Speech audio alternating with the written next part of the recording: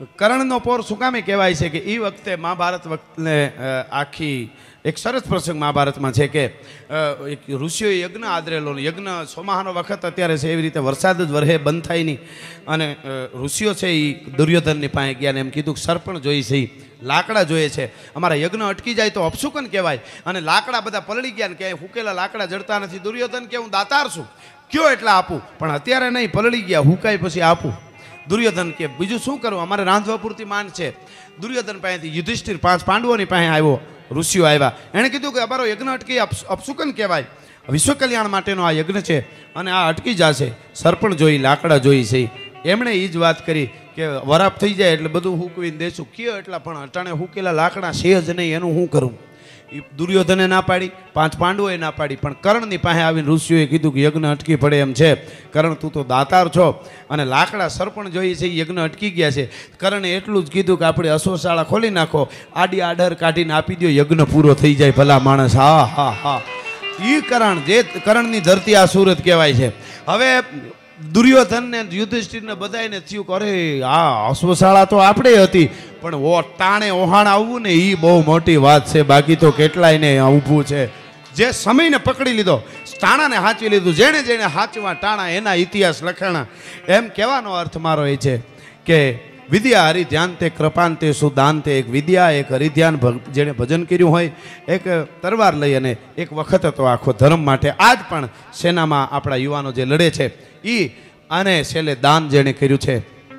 આવી રીતે શાકીરભાઈની જેમ જે સારું કરે છે એને દુનિયા કોઈથી ભૂલવાની નથી એ વાત પાકી છે એટલે એવી બધી વાતો આગળ આપણે કરી એના પહેલાં થોડી વંદના હું કાયમ મારા પ્રોગ્રામમાં બોલ્યો છું કે રામ હોય કૃષ્ણ હોય મહાવીર હોય બુદ્ધ હોય કે જીસસ હોય કે પેગમ્બર હોય એની જન્મદાત્રી માં છે એટલે માની થોડી વંદના કરી લઉં જન્મ તો માં આપે છે માંથી કોઈ મોટું નહીં જળધર કે જગદીશ સૌ નમાવે શીશ આતો અંબા આગળ આલિયા આપ બધા ખુલ્લા થઈને સાંભળજો આમ ખુલ્લા દલે અમે ખુલ્લા દલે બોલવાના છીએ એટલે મજા આવવાની છે એ વાત પાકી છે એની તમને એક વાત કરી દઉં એક રૂડા પ્રસંગમાં સારા પ્રસંગમાં હરણાઈ ઢોલ વાગતા હતા એક બાજુ ઢોલની માથે દાંડિયું પડે એક બાજુ હરણાઈ મીઠા સૂરમાં ટેં સૂર વાગી રહેલા એમાં શરણાઈને ઢોલ બે વાતે ચીડ્યા આ વાતું ન કરે પણ કવિ માણસને સમજાવવા કરે છે અને જેટલું જેટલું કરવું પડે એ બધું માણસ માટે જ કરવું પડે છે બાકી કોઈ માટે કાંઈ કરવું પડતું નથી વધારો લ્યો સરસ છે બધા મહેમાનો આવે છે